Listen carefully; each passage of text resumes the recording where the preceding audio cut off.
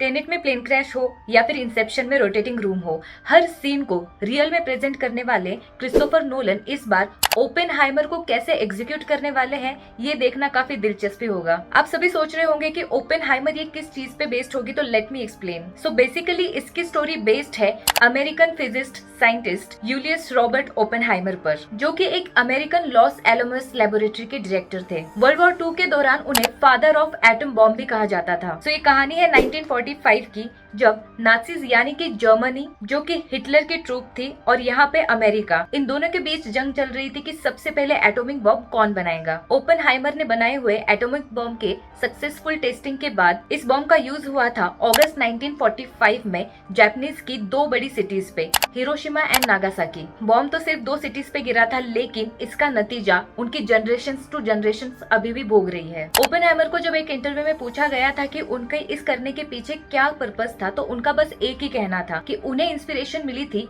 भगवत गीता से। जी हाँ, उन्होंने भगवत गीता पढ़ी थी और उसमें कृष्णा ने जब अर्जुन को कहा था कि ये उनका धर्म है, उन्हें ये युद्ध करना ही होगा, क्योंकि वो सत्य के लिए लड़ रहे थे, वो धर्म के लिए लड़ रहे थे। लेकिन उसका मिस इंटरप्रिटेशन ओपेनहाइमर सर ने किया और उन्होंने फिर इन्वेंट किया ये न्यूक्लियर बॉम्ब। उनका ये भी कहना था कि जिस लाइन ने उन्हें इंस्पायर किया वो थी, अब जब मैं खुद ही मृत्यु बन चुका हूँ तो मैं इस विश्व का विनाशक हूँ। भगवत गीता से सीखने के लिए इतनी अच्छी अच्छी चीजें हैं जिन्हें हम डेली लाइफ में इम्प्लीमेंट कर सकते हैं, लेकिन अगर कोई साइंटिस्ट इसका मिस इंटरप्रेट करके इतनी बुरी चीज बना रहा हो, तो शायद हमें भगवत गीता को वहाँ पे साइट करना ही नहीं चाहिए, क्योंकि ये उसका गलत इंप्रेशन होगा। ये तो इंसान की सोच है जो ऐसे काम करते हैं, ना कि कोई इंस्पिरेशन जिसका नाम लिया जा रहा है उनके आर्टिकल्स पे on Wikipedia and other sites, जो कि मुझे सच में अच्छा नहीं लगा। तो इसी पे बेस्ड ये मूवी होने वाली है। अब तक तो हमने एटम बॉम्ब को विक्टिम्स के नजरिए से देखा है, लेकिन ये मूवी हमारे सामने लाने वाली है क्रिएटर का नजरिया। और क्या सच में ओपेनहाइमर ये टास्क कंप्लीट करने के बाद में खुद को गॉड से कंपेयर कर रहे थे या नहीं, या फिर उनका गिल्ट उनको डेली मार रहा था। ओपेनहाइमर पे बेस्ड लिटरेचर वर्क में बहुत सारी पोएम्स लिखी हुई है, बहुत सारे टेक्स्ट है जहाँ पे उनका गिल्ट दिखाया जाता है। So guys please do watch this movie in theatre, because इससे हमें बहुत सारी चीजें सीखने को मिलने वाली है। विक्टिम्स और एक ऑपरेटर का उससे हमें पर्सपेक्टिव भी मिलने वाला है। So till then bye, keep watching, and इसके ट्रेलर का रिव्यू भी मैं जल्दी लाऊंगी।